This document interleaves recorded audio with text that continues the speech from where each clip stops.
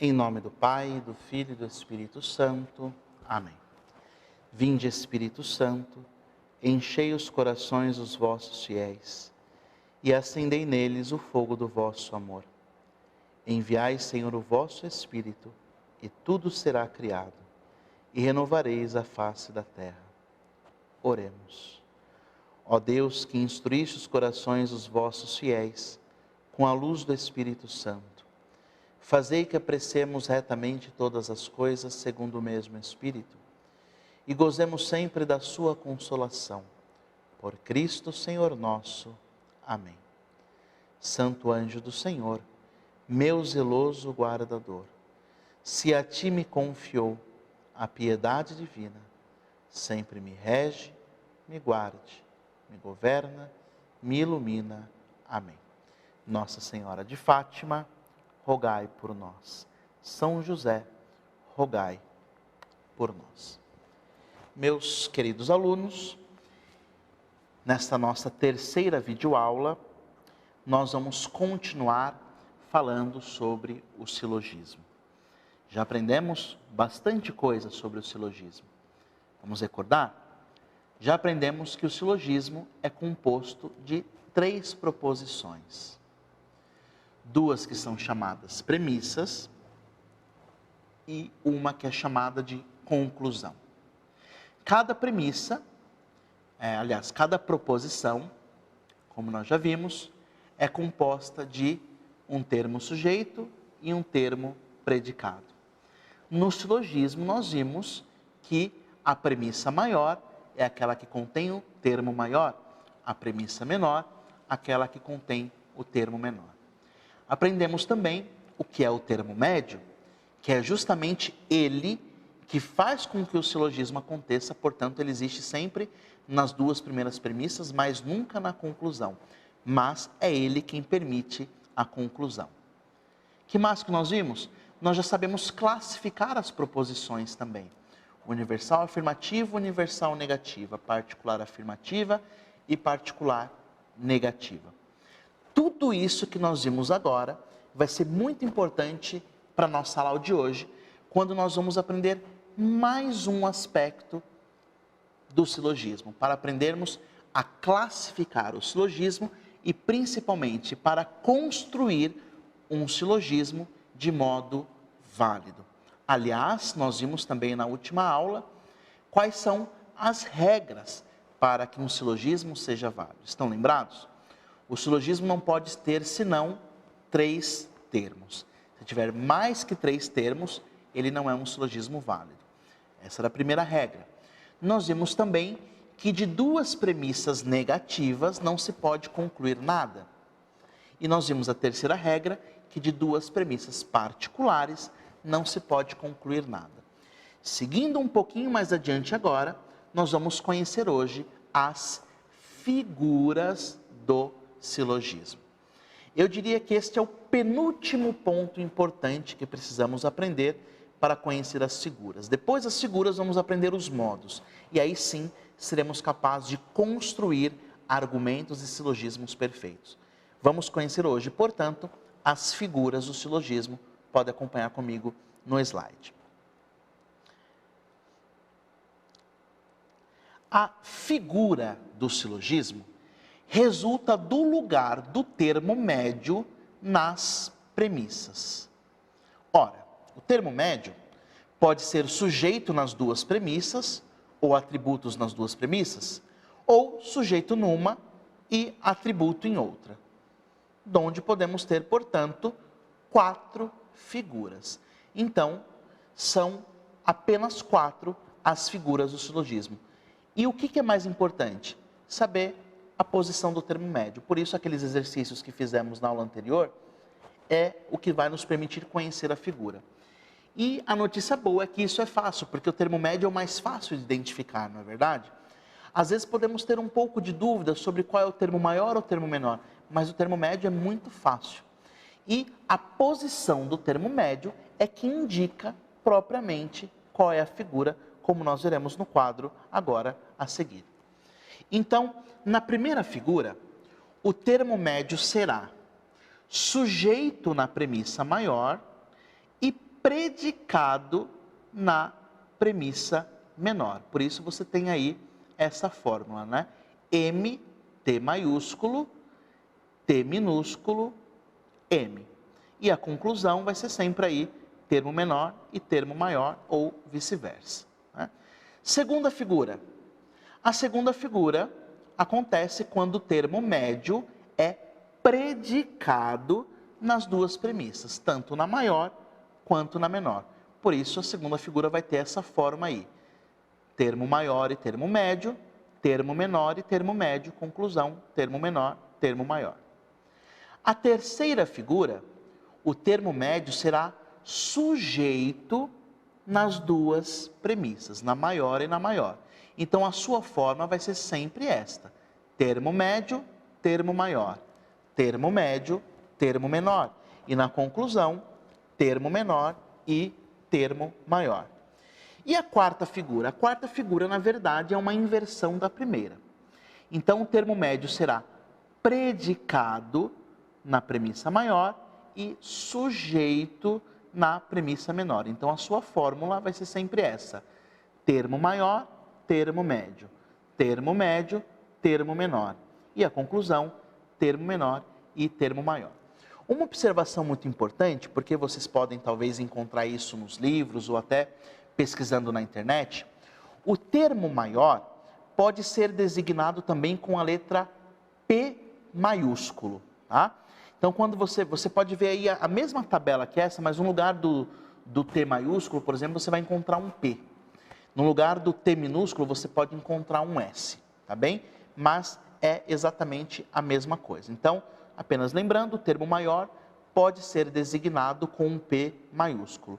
E o termo menor pode ser designado com um S maiúsculo. Vamos ao próximo slide. Temos aí uma imagem da primeira figura. Aqui nós temos um silogismo como exemplo, que nós já vimos inclusive ele em aula, que é feito na primeira figura. Todo homem é mortal. Ora, Pedro é homem, logo Pedro é mortal. Bom, vamos relembrar um pouquinho. Nós já sabemos identificar com facilidade quem é o termo médio.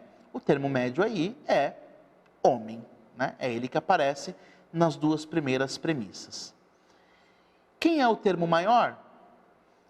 É mortal, né? Mortal é o termo maior e Pedro é o termo menor.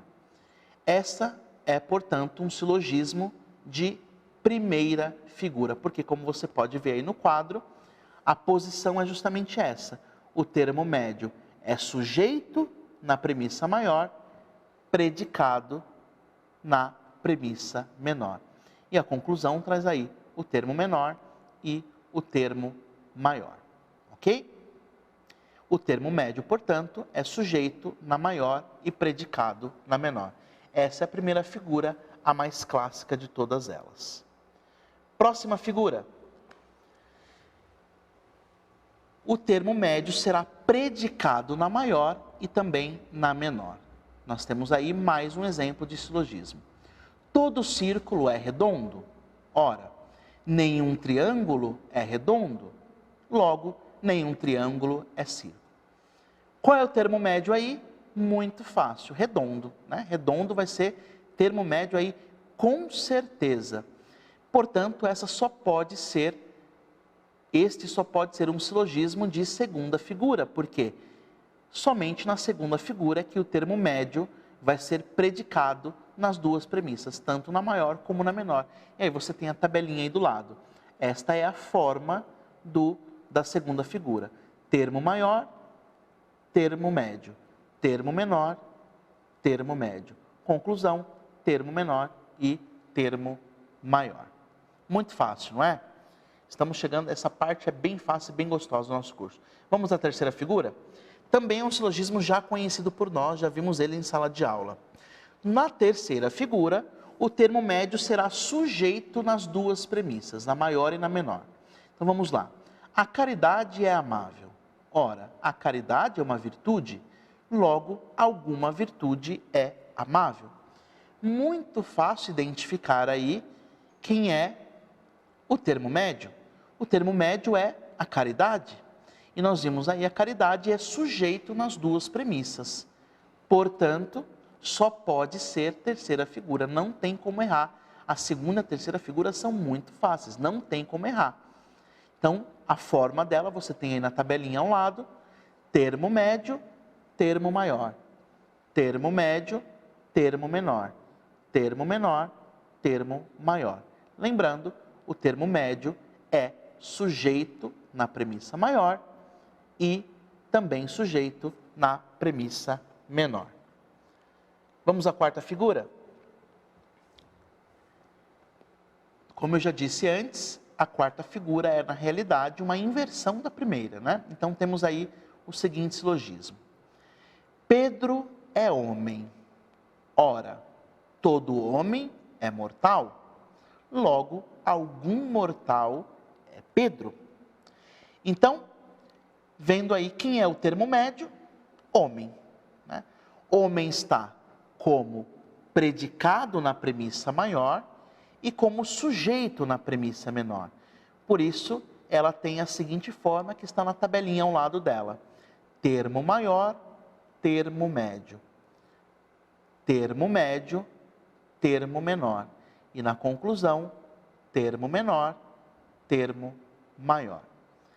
Depois, fazendo exercícios, nós vamos aprendendo também a construir silogismos de acordo com cada uma das figuras. Por enquanto, o mais importante é saber identificar cada uma das quatro figuras. Esta é uma aula bem curtinha, bastante fácil e que nós vamos fazer também exercícios que ficarão ainda mais fáceis. Então, resumindo, a quarta figura, o termo médio é predicado na maior e sujeito na menor. Em realidade, esta quarta figura, também chamada de figura gaélica, não é uma figura distinta. Ela é apenas uma forma indireta da primeira figura. Eu quero voltar com vocês agora, lá no slide, primeiro aquele que mostra a tabela completa das figuras do silogismo. Vamos voltar lá. Isso. Esse aí.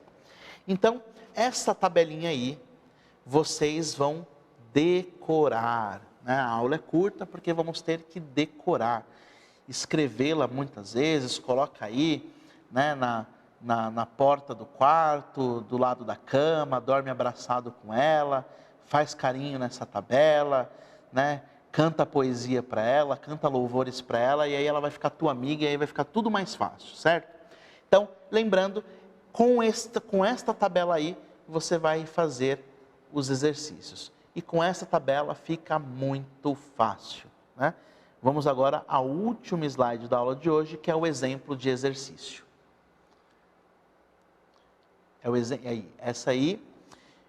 Esse é o exemplo de exercício que eu vou mandar uma lista, claro, né? Porque não poderia deixar de ser em lógica. A gente vê a parte teórica, depois vamos fazer exercício. Então, nesse exercício, a gente vai colocar em prática um pouquinho tudo que a gente aprendeu até aqui, certo? Tudo que a gente aprendeu até aqui. Então, nos silogismos abaixo, vai ter vários silogismos. Você vai fazer três coisas. Primeiro, classifique cada uma das proposições do silogismo. Então, em cada uma das proposições, na maior, menor e conclusão, você vai classificar como A, universal afirmativa, E, universal negativa, I, particular afirmativa ou O, particular negativa. Primeira coisa. Segunda coisa, indique o termo médio, o termo maior e o termo menor. Exatamente o que nós fizemos na última lista de exercício. E por último, indique a figura do silogismo. Depois que você classificou as proposições, que você identificou os termos, fica muito fácil identificar a figura do silogismo. Como fazer para identificar? Basta olhar naquela tabelinha. Então, no exemplo aí a seguir, nós já vimos esse silogismo também em exercícios anteriores. Nenhum sofista é crível, alguns sofistas são advogados, logo, alguns advogados não são críveis. Do advogado vale o mesmo aí para os padres, né? Bom, Vamos lá, né? Brincadeiras à parte. Nenhum sofista é crível. Vamos classificar essa proposição? Nenhum sofista é crível. Nenhum sofista é universal. Nenhum sofista equivale a todos os sofistas. Mas o nenhum torna ele uma negativa. Então essa é uma proposição universal negativa. Por isso está aí na frente letra E. Alguns sofistas são advogados. Alguns sofistas é uma parte dos sofistas, logo é uma particular. São advogados é, portanto, uma proposição afirmativa, particular afirmativa, letra I. Por isso está a letra I na frente dela. Logo, alguns advogados não são críveis. Alguns advogados é uma parte dos advogados, portanto, é uma proposição particular. Não são críveis é, portanto, negativa, particular, negativa, letra O. Então, a forma desse silogismo é E e O. Quando estudarmos os modos, nós vamos ver qual modo ele forma. Vamos agora à letra B, identificar os termos do silogismo. Muito fácil. O termo médio aí é sofista, por quê? É aquele que aparece nas duas primeiras e não aparece nunca na conclusão. E nós vemos que sofista é sujeito nas duas premissas. Bom, a qual figura corresponde? Aliás, ainda não, né? É o termo médio. Então, termo médio, sofista. Crível ou advogado, quem é termo maior, quem é termo menor? Bom, por que crível é o termo maior? Porque esta proposição é a proposição de maior extensão. Ela é uma letra E, ela é universal. Universal negativa. Mas a universal negativa tem uma extensão maior do que uma particular afirmativa. Porque o universal tem mais extensão do que o particular. Então, o termo maior, nesse caso aí, é crível.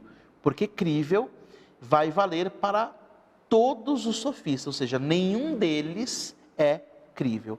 Então, o termo menor só sobrou para advogados. E por que ele é menor? Aí, alguns sofistas são advogados, portanto, esse predicado advogados vale apenas para uma parte dos sofistas, por isso ele é o termo menor. Outra forma de você identificar muito fácil é estabelecendo justamente como eu fiz anteriormente. Então, a proposição E, ela tem uma extensão maior do que a I, assim como a A tem uma extensão maior do que a E, e a I tem uma extensão maior do que a O. Essa regrinha funciona sempre também. Então, identificados os termos, eu já posso identificar qual é a figura. Muito fácil. Qual é a figura que corresponde ao termo médio como sujeito nas duas premissas? A terceira. Então, resposta, terceira figura. O que você vai fazer, portanto, nos exercícios é classificar cada uma das proposições, indicando a letra correspondente a elas na frente. Depois, identificar cada um dos termos e, por fim, olhar a tabelinha e conhecer as figuras. Essa é uma aula mais curta, você pode voltar comigo agora. Esta vai ser uma aula mais curtinha, de um conteúdo muito importante, tá bem? Embora seja uma aula curta, nós vamos colocar em prática as últimas coisas que aprendemos, né? Sobre as proposições e sobre os silogismos, porque na próxima aula nós já vamos conhecendo os modos de silogismo válido. Aqueles nomes engraçados que nós falamos lá em aula. Bárbara, Fério, né? Ferison, Celarente, Dari. Nós vamos entender, por enquanto não se assuste, vai ficar muito fácil. Mais importante agora é identificar a figura. Identificada a figura, 70% do modo já nos vai ser dado. Então eu encaminho a lista de exercício para vocês agora. Você vai fazer exatamente o que a gente fez junto agora nessa videoaula, no exemplo do exercício que eu dei. Espero que seja uma boa semana, bons exercícios. Qualquer dúvida você sabe, pode me mandar mensagem tanto pelo WhatsApp quanto pelo e-mail e vamos solucionando as dúvidas. Não se esqueça de praticar sempre os exercícios. Na lógica, é muito importante fazer os exercícios, porque às vezes eu tenho a impressão de que aprendi o conteúdo e erro quando faço o exercício. E lembro você que mais importante do que acertar tudo é, se você errar, você entendeu que você errou. Por isso que após a lista de exercício você recebe também a lista com a correção. Assim você consegue ver o que você errou. Se você não conseguir entender o que você errou, você manda mensagem ou e-mail para o professor e aí tentamos encontrar a solução juntos. Pratiquem bastante. Refazendo todos os exercícios que nós já fizemos em aulas, até aqui foram muitos, você não esquece esse conteúdo e ele vai ficando cada vez mais fácil para você. Bons exercícios, bom estudo e boa quarentena, né? Boa quaresma. Espero que seja uma boa Semana Santa também para você. Deus te abençoe. Até a próxima videoaula.